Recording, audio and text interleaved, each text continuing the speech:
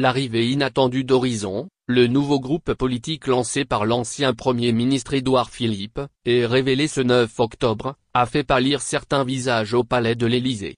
Au lendemain de l'apparition de cette nouvelle partie, un proche du président de la République a regretté avec véhémence un affrontement direct dans les colonnes du JDD.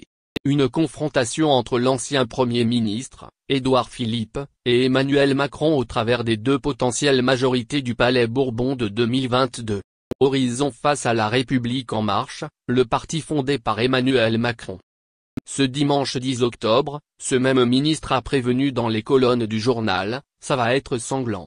Car si le chef de l'État, toujours pas encore officiellement candidat, venait à être réélu en 2022, l'émotion proposée par ses députés LREM pourrait se voir rejetée par les maires ayant rejoint le parti Horizon. En imaginant ce cas de figure, ce ministre, interrogé par le JDD, a bien imaginé l'orage politique ce profiler.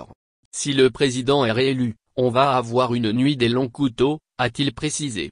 Soit un coup d'État étouffé, pareil à celui de l'époque nazie lors duquel plusieurs membres ont été assassinés pour couper court aux tensions.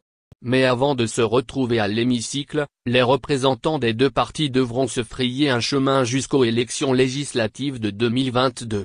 Et, dans cette étape clé, les députés LREM, tout comme ceux d'Horizon, seraient ambitieux comme l'a confirmé un proche d'Édouard Philippe au JDD. Un parti politique, c'est fait pour produire des idées et présenter des candidats. Pourtant, au début du mois de septembre, dans un entretien accordé à 7 à 8, Édouard Philippe avait déclaré apporter son soutien complet au chef de l'État en 2022.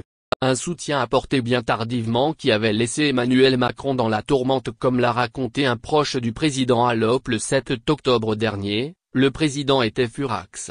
Contrairement au ministre interviewé par le JDD, Gilles Boyer, un député européen, a vu d'un bon œil l'arrivée du parti du maire du Havre.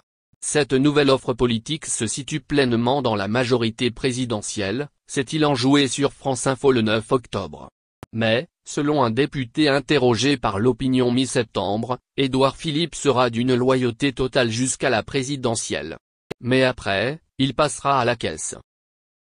Édouard Philippe le sait, en politique, il faut accepter l'idée que parfois, tu dois mettre une bonne droite. La confession que l'ancien Premier ministre avait faite dans le documentaire de Laurent Sibien, Édouard, mon pote de droite, du temps où il était encore à Matignon, a été mise à exécution samedi 9 octobre, au Havre. Il était un peu plus de 11h30 quand Édouard Philippe a porté le coup en lançant son parti, Horizon. Une nouvelle offre politique qui prétend regarder devant, mais s'inscrit dans la logique d'une droite Macron compatible. Une droite en quête d'ordre, réclamée dans les comptes publics autant que dans la rue.